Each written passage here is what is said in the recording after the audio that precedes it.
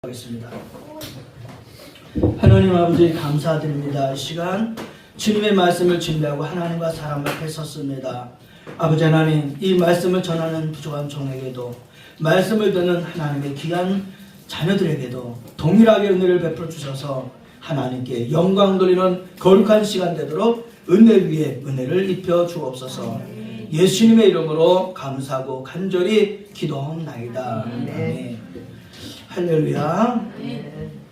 예, 오늘 말씀의 제목을 나귀를 타신 예수라는 말씀으로 함께 은혜를 받고자 합니다. 오늘은 아시는 대로 예수님께서 십자가에 달려 죽임을 당하시기 위해서 예루살렘으로 들어가신 그날, 이 날을 기념하는 종려주일입니다. 물론 사람들은 종려나무 가지를 가지고 흔들면서 예수님을 당시에 환영하기도 했습니다. 마치 왕을 환영하는 그러한 성대한 모습이었습니다. 그러나 오늘 본문의 말씀에 대해서 그렇게 그들이 환영했지만 정말 예수님을 바로 이해하지 못했던 겁니다. 본문의 말씀에도 기록되어 있지만 이 마태복음 외에도 마가, 누가, 요한복음서에서도 공통적으로 본문의 내용이 기록되어 있습니다.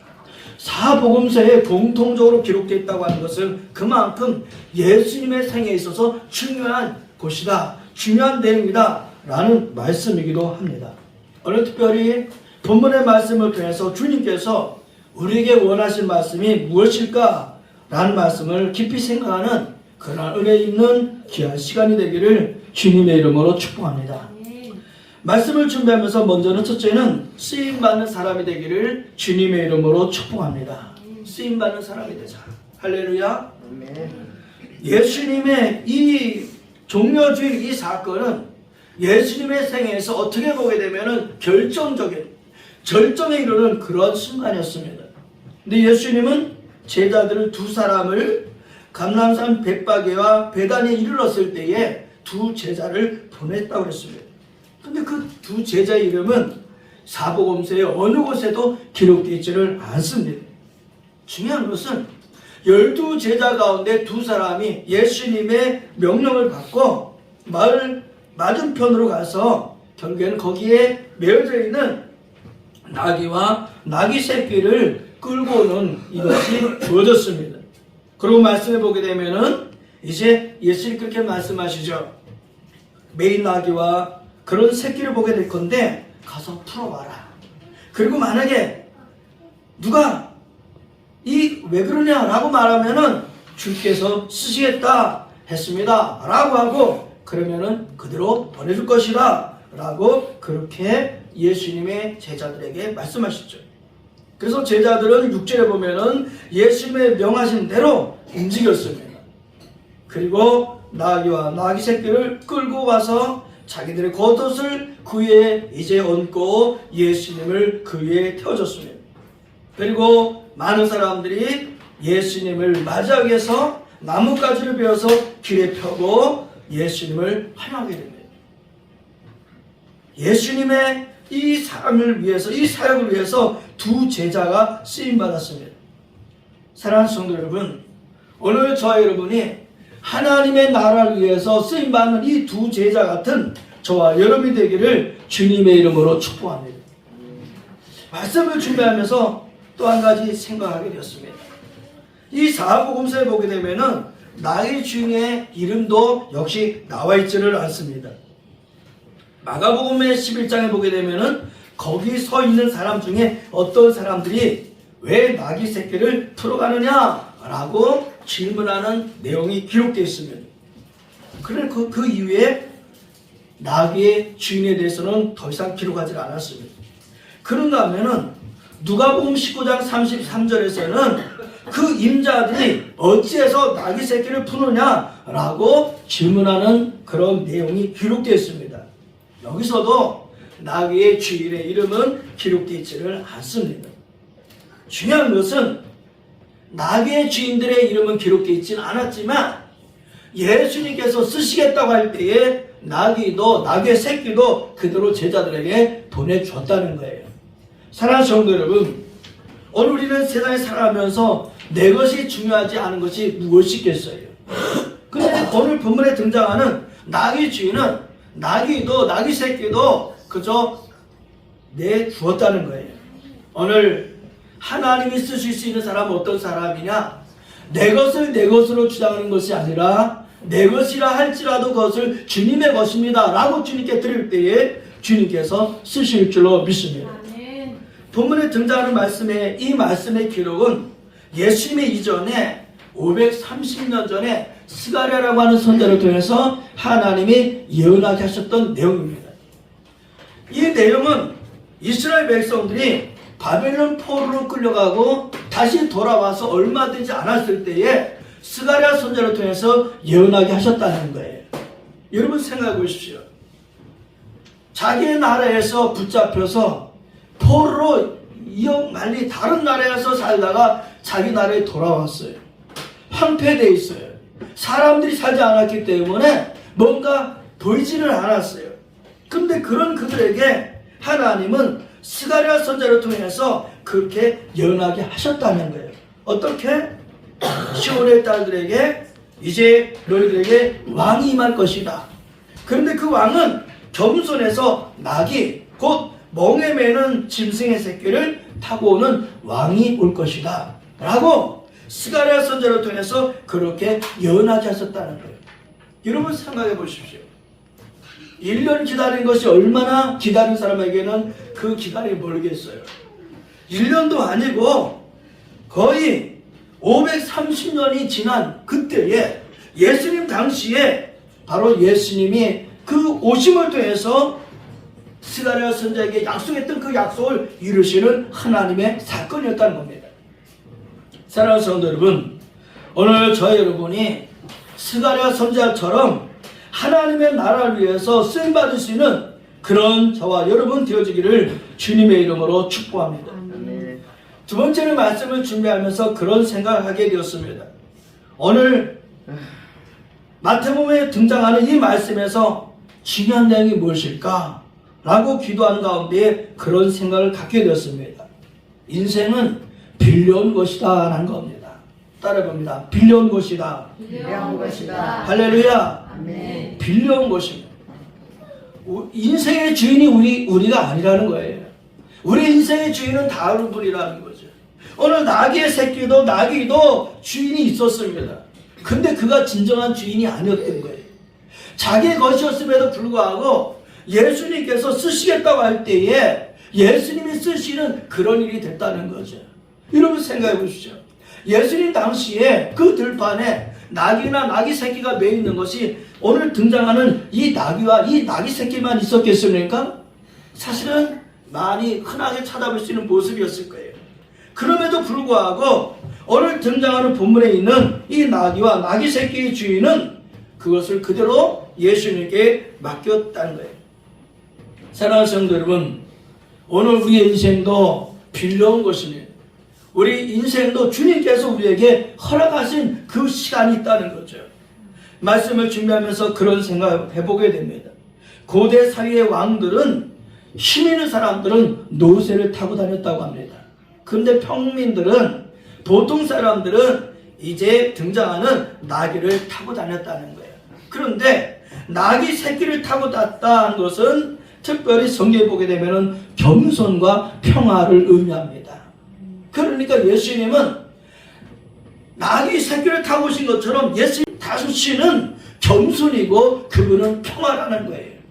오늘 사랑하는 성도 여러분, 오늘 우리가 예배를 드리면서 진정 나귀 새끼를 타고 오셨던 그 예수님처럼 겸손하신 예수님 우리에게 오지 않는다면, 평화를 주시는 예수님 우리에게 오지 않는다면 우리 예수님을 제대로 알지 못하는 거예요. 그러므로 오늘 나귀 새끼를 타고 오신 그 예수님이 나에게 주인으로 왕으로 오셨다는 사실을 잊지 않는 저와 여러분 되기를 주님의 이름으로 축복합니다. 성경의 말씀에 빌려온 것을 생각해 보았습니다. 엘리사 시대에 선지자의 제자 중에 남편을 잃은 여인이 두 아들과 함께 매우 어렵게 가난한 삶을 살고 있었습니다. 얼마나 어렸던지 빚이 많이 져졌습니다. 빚을 이제 준 사람은 이 여인에게 두 아들을 그 빚 대신에 끌고 가겠다고, 그래서 종으로 삼겠다고 그렇게 하게 됩니다. 그러자 여인은 엘리사에게 와서 찾아와서 하소연합니다. 선생님, 이렇게 저희 두 아들이 이제 종으로 팔려가게 되었습니다. 도와주세요 라고 간청합니다. 그러자 엘리사가 여인에게 묻습니다. 내가 당신에게 어떻게 해주기를 원합니까? 당신의 집에 무엇이 있습니까? 그러자 여인이 대답하죠. 저희 집에는 기름 한 병이 있습니다. 그러자 엘리사가 말합니다. 그러면 바깥에 가서 이웃에게 그릇을 빌려오시오.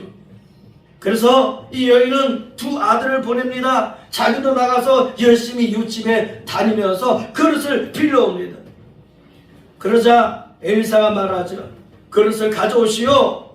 그리고 이제 두 아들과 함께 들어가서 기름을 그 그릇에다가 이제 붓게 명령합니다. 이 아내는 두 아들에게 가져오는 그릇에다가 하나씩 기름을 붓게 됩니다. 그래서 이 그릇 저 그릇에 다 채워지게 됩니다. 여인이 아들에게 말합니다. 또 그릇을 가져와라. 그러자 아들이 대답합니다. 어머니, 더 이상 그릇이 없습니다. 이렇게 말하게 될 때 성경은 뭐라고 말씀하느냐? 기름이 곧 그쳤더라. 할렐루야. 여러분, 이제 빚 때문에 죽게 됐어요. 그런데 선지자가 그릇을 빌려오라 그래가지고 이곳저곳에 그릇을 빌려와서 거기에 기름이 다 채워져서 결국에선 빚의 문제가 다 해결되게 됐다는 거예요.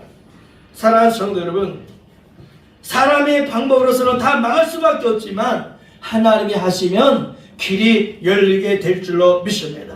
문제는 하나님이 우리에게 물으실 때 있는 것을 하나님 앞에 드릴 수 있는 저와 여러분 되기를 주님의 이름으로 축복합니다. 솔로몬은 전도서 2장 24절을 통해서 이렇게 고백을 했습니다. 사람이 먹고 마시며 수고하는 것보다 그의 마음이 더 기쁘게 하는 것은 없는데 내가 이것을 본즉 하나님의 손에서 나오는 것이로다. 할렐루야. 먹는 것도 마시는 것도 수고해서 뭔가를 얻는 것도 하나님의 손에서 나오는 것이다 라고 솔로몬이 고백을 했다는 거예요. 사랑하는 성도 여러분, 내가 건강해서 먹는 게 아니라는 거예요. 하나님이 건강 주시고 일할 거리를 주셨기 때문에 일하고 그 결과에 소득으로 먹을 수 있게 하시는 분이 하나님이라는 거예요. 사랑하는 성도 여러분, 하나님을 온전히 하나님으로 바라볼 수 있는 저와 여러분 되기를 주님의 이름으로 축복합니다. 마태복음에 보게 되면은 예수님께서 천국을 여러 갈래 비유의 말씀을 해주었습니다.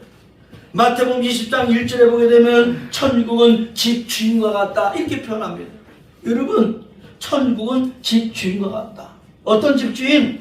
포도원이 있는데 그 포도원에 이른 아침부터 그 포도원에 일하도록 사람을 찾는 그런 집주인과 같다 이렇게 표현했습니다.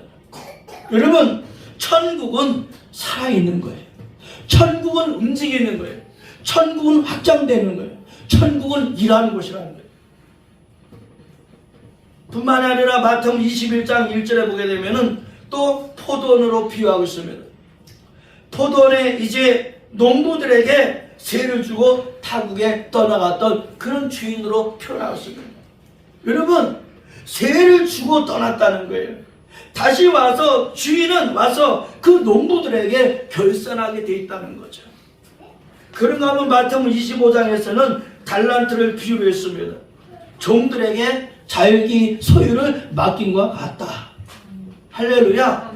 여러분, 주인이 종들에게 어떤 사람이 한 달란트, 어떤 사람이 두 달란트, 어떤 사람에게는 5달란트를 맡긴 것 같다라는 거예요. 그래서 주인은 반드시 돌아와서 결산을 한다는 거죠. 저는 말씀을 준비하면서 그런 마음을 갖게 됩니다. 사랑하는 성도 여러분, 우리는 반드시 세상의 삶이 끝나면은 주님 앞에 결산하게 될 것입니다. 결산하게 될 때 우리는 한 달란트를 받았는지, 2달란트를 받았는지 5달란트를 받았는지 모르지만 그때 그날에 결산하게 될 때에 주님 앞에 주님, 이 주님께서 1달란트를 맡겼습니다. 근데 나는 1달란트 땅속에 묻어뒀습니다 라고 말할 겁니까? 아니면 주님께서 2달란트를 맡기셨는데 보십시오, 제가 2달란트 또 2달란트를 남겼습니다, 보십시오, 이렇게 주인을 기쁘게 하는 사람이 될 것입니다. 중요한 것은 빌려온 것이라는 거예요. 따라합니다. 우리의 인생은 빌려온 것이다. 할렐루야. 또한 오늘 말씀을 통해서 예수님은 나귀 새끼를 타고 왔다고 그랬습니다. 그리고 타고 오신 예수님은 십자가에서 죄인된 인간을 위해서 죽으시는 존재로 오시게 되었습니다. 그래서 하나님과 인간 사이에 원수된 관계를 십자가의 피로 말미암아 하나님과 인간을 화평하게 만드셨습니다. 사랑하는 예강교회 성도 여러분, 화평케 하시는 성도가 되기를 예수님의 이름으로 축복합니다. 화평케 하는 사람. 내 가르가 화평케 하는 사람이 되기 위해서는 먼저 내 자신이 하나님과 화평해야 됩니다. 내 자신이 하나님과 화평하고 그 하나님과 화평한 우리가 사람과 사람 사이를 화평케 하는 하나님의 사람이 되어야 될 줄로 믿습니다. 예수님이 이를 위해서 오셨다는 거예요. 그래서 예수님 십자가상에서 달려 죽으실 때에 죽기 직전 요한복음 19장 30절에 보게 되면은 다 이루었다 라고 말씀합니다. 다 이루었다. 그리고 그 말씀하는 동시에 마가복음 15장 38절에서는 이렇게 표현되고 있습니다. 이에 성소 휘장이 위로부터 아래로까지 찢어져 둘이 되니라, 이렇게 말씀합니다. 예수님은 하나님의 뜻을 이루기 위해서 십자가에서 죽으심으로 말미암아 하나님과 우리 사이를 화평케 하는 마지막 그 길을 열어 놓아주셨다는 거예요. 오늘 저와 여러분이 예수님처럼 화평케 하는 사람이 되기를 주님의 이름으로 축복합니다. 그래서 우리가 어느 곳에 있든지 어느 곳에 가든지 간에 하나님의 화평을 전할 수 있는 그런 저와 여러분 되기를 주님의 이름으로 축복합니다. 예수님은 하나님의 아들이십니다. 그럼에도 불구하고 인간의 몸으로 오시고 죄인의 몸으로 오셔서 그것도 말을 타고 오신 것이 아니라 나귀 새끼를 타고 오셔서 결국에는 저와 여러분들에게 평화를 주시고 겸손의 모습을 본을 보여주셨습니다. 이럴 수 있는 예수님을 따라가는 저와 여러분이 되기를 주님의 이름으로 축복합니다. 왜 우리가 이렇게 살아야 될까요? 예수는 마태복음 5장, 6장, 7장 이 산상수훈을 통해서도 마태복음 5장 9절에 그렇게 말씀하셨습니다. 화평하게 하는 자는 복이 있나니 그들이 하나님의 아들이라 일컬음을 받을 것이며. 할렐루야. 화평하게 하는 사람이 하나님의 아들이라 그렇게 불려질 것이다 라고 말씀하셨습니다. 시대가 갈수록 세상이 악하고 살아가기 힘든 시대라고 그렇게 사람들이 아우성을 칩니다. 오늘 하나님이 원하시는 사람은 오늘 예수님처럼 하나님과 사람 사이를 또 사람과 사람 사이를 화평케 하는 그런 저와 여러분 되기를 주님이 원하신다는 사실을 믿고 그 믿음으로 살아가는 저와 여러분 되기를 예수님의 이름으로 축복합니다. 기도하겠습니다. 살아계신 하나님 아버지, 고맙고 감사합니다. 모든 희망을 상실하고 낙심했던 이스라엘 백성들에게 스가랴 선지자를 통해서 소망으로 왕이 오실 것인데 그 왕은 나귀 새끼를 타고 평화로 겸손으로 오시는 왕이라고 그렇게 약속하셨고 그 약속대로 예수님 오셔서 모든 인류를 위해서 십자가상에서 죽으심으로 하나님과 죄인 사이를 연결해 주시는 평화의 왕이 되어 주셨습니다. 그리고 우리의 왕이 되어 주셨습니다. 하나님 아버지, 종려주일을 맞이하면서 우리도 예수님처럼 이 세상에 하나님의 사랑으로 하나님과 사람 사이를, 사람과 사람 사이를 화평하게 만드는 겸손한 하나님의 자녀들 되게 하여 주옵소서. 예수님의 이름으로 감사하고 간절히 기도하옵나이다. 아멘.